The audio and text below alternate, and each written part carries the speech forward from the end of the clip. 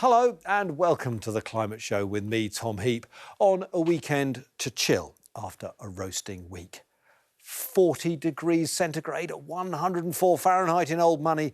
These are temperatures I associate with Death Valley, not the Thames Valley. And if you're not chilling, maybe you're travelling. So many of us are boarding planes, trains and automobiles as school holidays begin. So much of today's show will be dedicated to a simple question. Can we have climate-friendly flight? Can we board a plane guilt-free? I've been asking lots of people about it. You can look back at this week with words, records, obliterated, apocalyptic infernos, it looks like a war zone. Or in numbers, 40.3 degrees centigrade, more than 60 homes burnt down, hundreds of acres of farmland up in smoke. But to me, its significance is as a warning, an acrid taste of the future. The UK is facing its first ever red extreme heat warning, with temperatures possibly topping 40 degrees Celsius by tomorrow, breaking the record for the country's hottest ever day. Well, I've been a meteorologist for about 30 years, and I've never seen the charts that I've seen today. To see the brutality of the heat that we're expecting tomorrow is quite astounding. Firefighters have been here in this area of woodland since around 1 o'clock, fighting a really large fire around the size of 5 football pitches.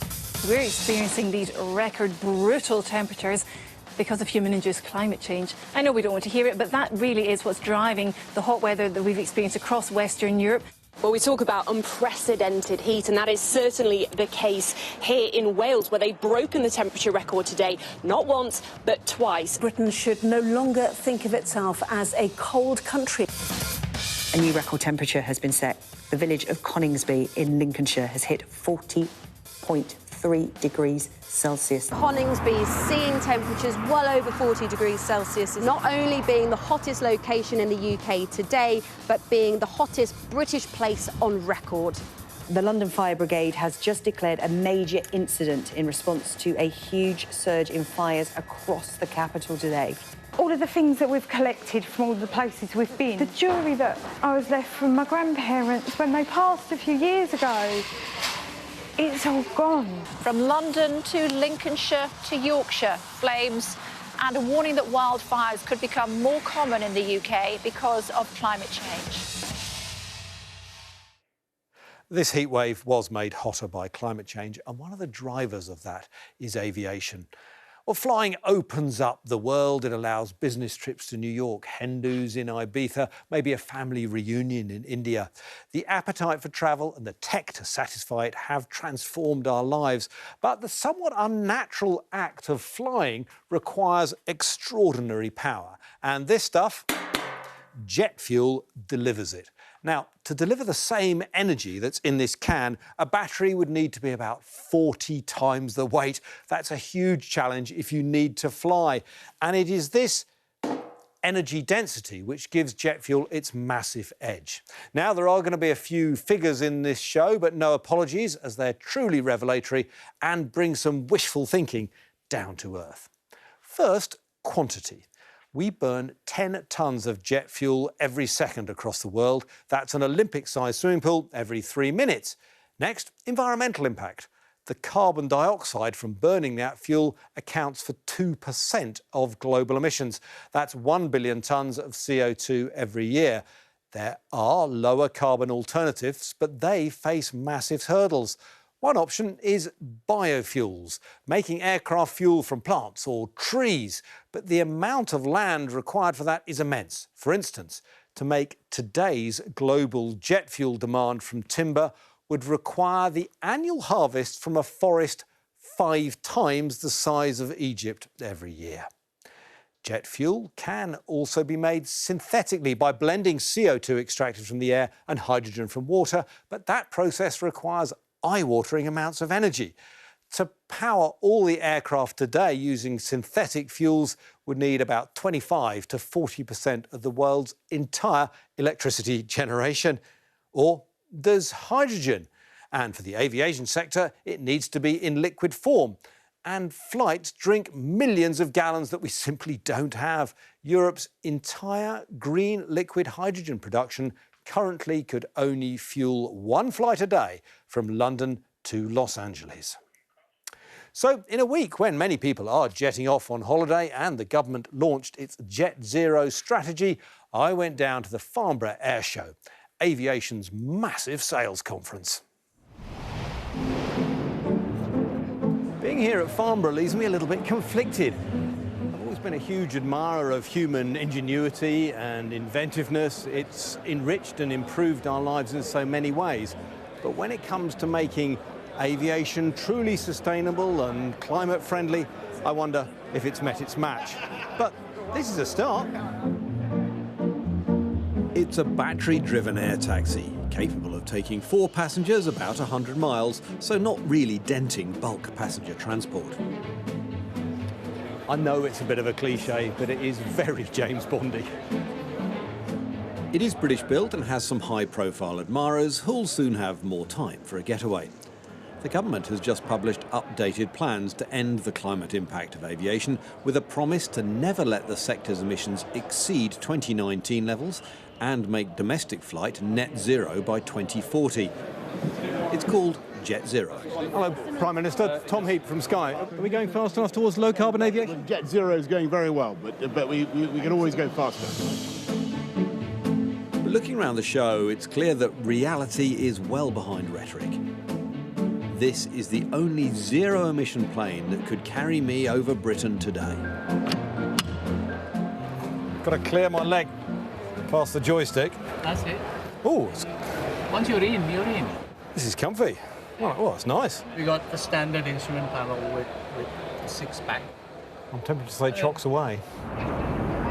When it comes to getting the big beasts airborne in a climate-friendly way, we've barely got off the ground. When you look out at these, can you tell which ones have got Rolls-Royce engines with them? Well, there'll be big ones. Time to talk to the boss of one of the big engine makers. Warren, is sustainable aviation really a contradiction in terms? It's like sort of dry water or virginal pregnancy? It's certainly not that much of a contradiction in terms. In fact, it's our raison d'etre at the moment is to ensure that society can benefit from all the benefits that flying has brought for the last 100 years, but ensure that we can do it in a way that doesn't cook the planet in future. Warren says that powering big planes like this on zero-carbon fuels like electricity or hydrogen is unlikely for 20 years. So the current suggestion is to make liquid hydrocarbon fuel not from oil, but either from plants, that would be biofuel, or synthetically from captured CO2 and green hydrogen. These are known, somewhat optimistically, as sustainable aviation fuels.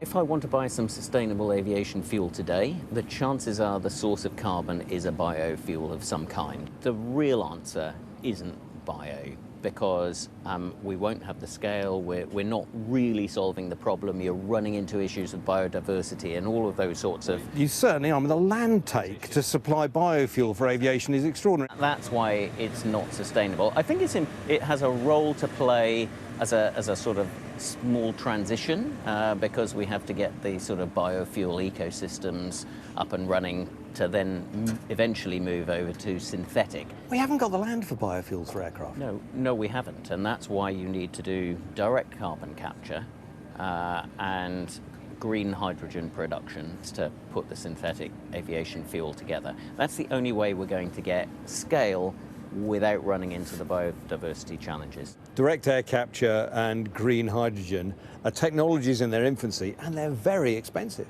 Are people going to have to pay more for climate-friendly flight? Surely that's inevitable.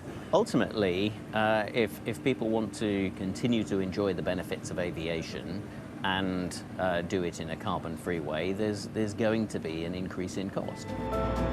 The aviation business prides itself on achieving what was once thought to be impossible. It gets these things to fly, after all. But with current technology, connecting the planet without cooking it looks a little pie in the sky. Well, if you like aircraft, the Farnborough Air Show really is a toy box. Well, the numbers behind our analysis today come from the Aviation Impact Accelerator at Cambridge University, and their programme manager, Beth Barker, is with me here in the studio. Beth, just before we get into the numbers, why was it felt necessary to set up your organisation? So when it comes to getting aviation to net zero, the timescales are short and the technology is uncertain. So the University of Cambridge set up the Aviation Impact Accelerator to bring together global expertise to work on the numbers and model pathways to net zero. So it's kind of a benchmark of numbers we can all agree on. Exactly. Now, one of the things we've heard a lot about, we heard from the boss of Rolls-Royce there, was biofuels. He wasn't particularly keen on them, but in America especially, they are considered to be part of the climate-friendly answer for flying. Yeah, definitely. And what's exciting is they're available now in small quantities. But the big challenge is feedstock availability. So if you look at 2019, aviation burnt the equivalent of 1,200 calories per person per day. I'm just going to interrupt you there because that's an extraordinary figure. I mean, men and women need either side of 2,000 calories a day to be healthy. So more than half of our calorie demand for food is taken up or would be taken up by flying.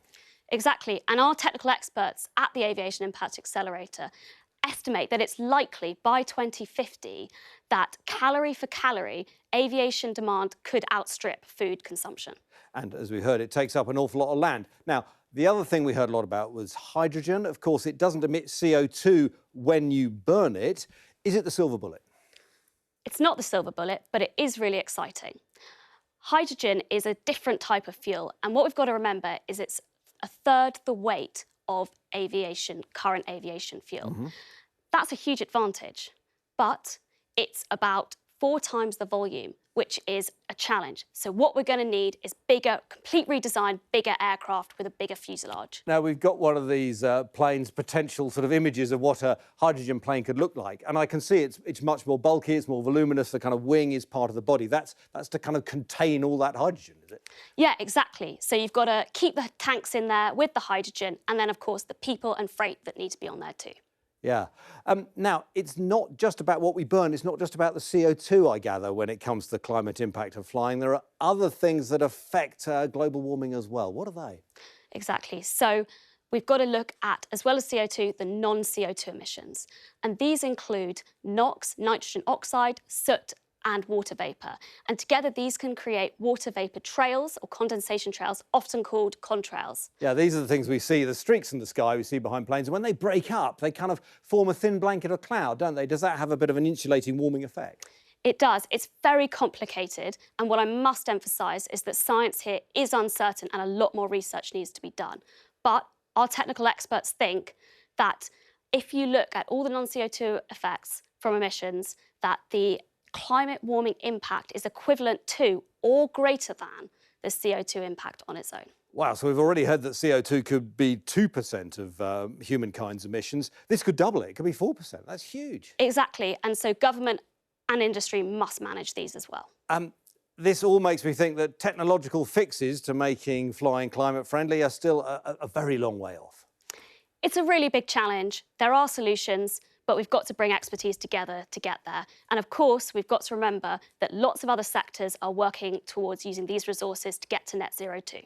Beth, thanks very much. I really enjoyed this deep dive into the sky, if that makes sense, into the figures we've got. Thanks so much. Well, a sobering conclusion for those with an appetite for mini breaks, weekend getaways or global business conferences. So is the answer limiting the amount we fly? Carbon taxes, frequent flyer penalties?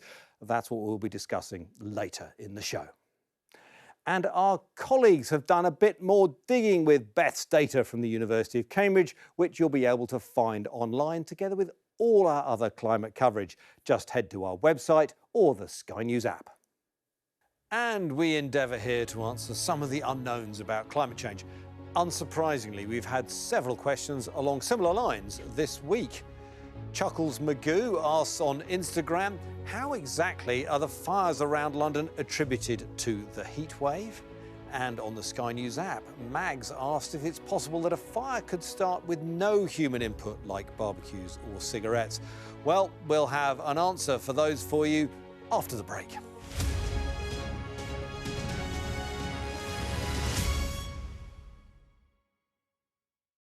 Welcome back to the Climate Show on Sky News. And we've had all sorts of questions from viewers this week about climate change, the heat wave and wildfires. Well, let's get some clarity and some answers from Siobhan Robbins, who's been reporting on the devastating fires in France this week.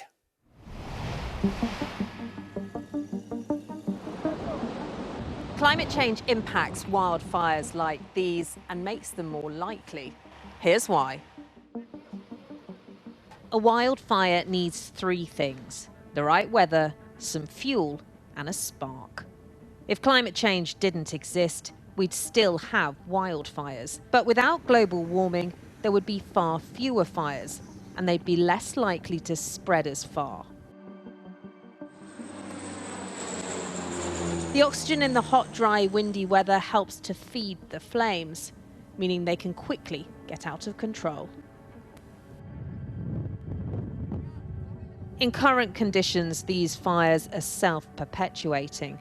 They're burning more intensely and for longer than nature's been able to adapt to, which means it's harder for forests to regenerate. That leaves space for more flammable plants like grasses and shrubs to move in. Perfect tinder for future fires. Hot air acts like a sponge.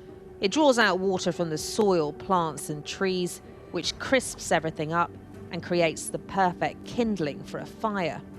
The hotter the air, the more water it's able to hold.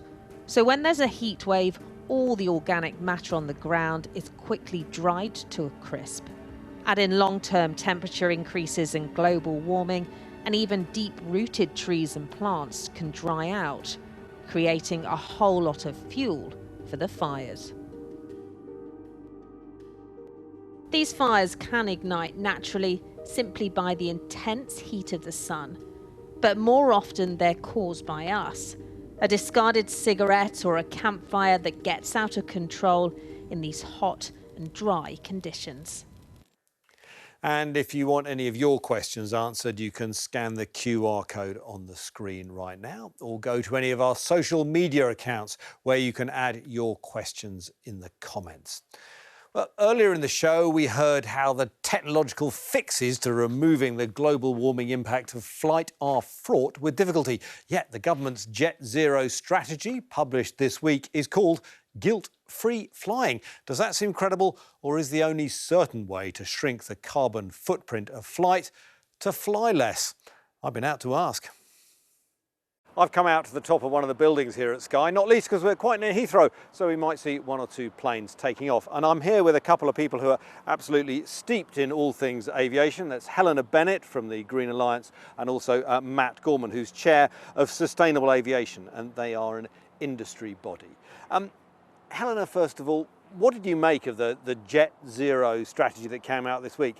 Does it deliver, as the government hopes, guilt-free flying? No, is the simple answer.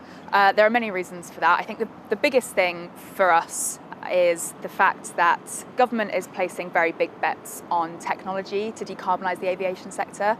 And right now, that technology just doesn't exist. It's not at scale, it's not deployed, it's not commercially available at the moment. And there's a big chunk of emissions that are going to be left over in 2050 that we're going to need to offset some way. We know offsets are limited, whether they're engineered or whether they're natural solutions. And what the Climate Change Committee has said and recommended to government is that we need to think about how much we're flying. And at the moment, the Department for Transport is projecting around a 70% increase in passenger numbers by 2050. That's an extra 200 million passengers a year. Just before we get on to this whole idea of managing or perhaps cutting the amount we fly, Matt, I mean, this whole idea of guilt-free flying, can we fly guilt-free today in environmental terms? Increasingly, not quite, but increasingly. And I think actually this week, to come back to your first question, it was a real landmark from the government because it sets out a path to net zero by 2050, but also interim targets and ambition to make 2019 the year of peak carbon from aviation, and shows that actually we can grow and get to net zero. And there's three main ways we'll do that. Efficiency, which is a kind of baseline assumption, using less fuel, modernising the airspace in the skies above us, and operating more efficiently on the ground using lighter and more efficient aircraft. But that alone won't get us to net zero, so we need sustainable aviation fuels, low carbon, proven today, but more expensive than kerosene, so we need government policies to help scale them up, and hydrogen in future for zero emission shorter journeys. Helena, you're talking about basically us flying less. Why is that desirable, and how on earth could it be achieved? So we're not saying we need to fly less from what we're doing today, but it's the fact that government are projecting such a huge increase in the future. So what the Climate Change Committee has recommended, which is what we're also suggesting government does, is introduce what they're calling a demand management framework, which sees no net expansion of airports across the UK, but it still sees an increase in 25% of passengers up to 2050. And that's kind of offset by, you know, improvements in efficiency and capacity, etc. Well, let's get to the nitty-gritty here. Do we need, for instance, a frequent flyer tax? So if I'm someone who flies just once a year to go on holiday to New York or whatever, I don't pay any more. But if I'm going regularly, I should pay a tax for that choice.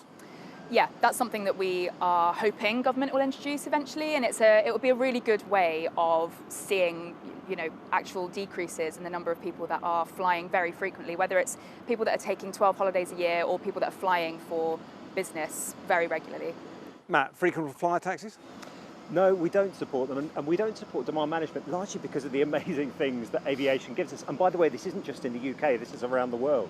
You know, businesses connecting their products and people to customers, people staying in touch with friends and family, exploring other parts of the world.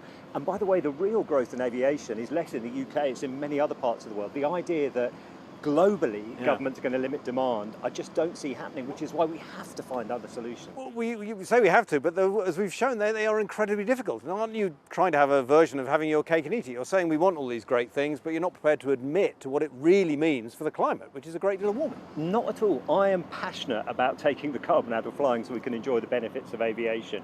The UK sector was the first to commit to net zero, the first of any aviation sector. This is commitments, you know, the delivery, the actual ways to do it. No, but we published a detailed plan of how to get there. The government's done a huge amount of work. And by the way, the UN body that regulates aviation published a huge study showing that sustainable aviation fuels and hydrogen for short haul can get us to net zero alongside the removals that Helena talked about, which, by the way, will be part of the picture as well. Alan, Matt does make a point, doesn't it? You know, there is a small chance that you might get some sort of frequent flyer tax politically through here, although I think everyone has their doubts. The idea that that's going to happen in China or India is for the birds, isn't it? I mean, to be honest, that's not really what this conversation's about. We're talking about UK aviation. Well, in the end, it's about the global impact of aviation. We've got a strategy in the UK with a, as Matt said, first country to have such a. It is an ambitious strategy, and we're the only ones that have kind of got it really nailed down to a year-by-year set of targets up to 2050. So, you know, we as a country have said we're going to include international aviation and shipping emissions in future carbon budgets. So we've now got a responsibility to make sure that those flights that we're accounting for are talked about properly in a carbon budget. Just a very, very quick one each.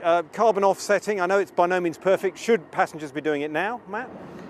Yes, they should be doing it more. We need governments to invest, we need industry to invest in natural climate solutions, then engineered removals. Okay, carbon offsetting now, better than nothing?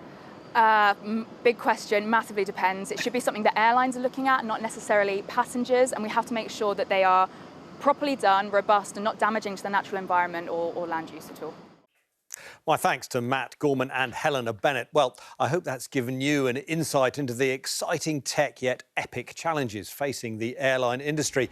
The Daily Climate Show is on next week, so take a look at that if you can. That's at 3:30 p.m. every day. And one footnote on the hot week, it has led to a bumper harvest of soft fruit like strawberries. Thanks very much, floor manager Jeff. So why not nip down to the shops and you might find yourself a bargain. Bye. Not bad.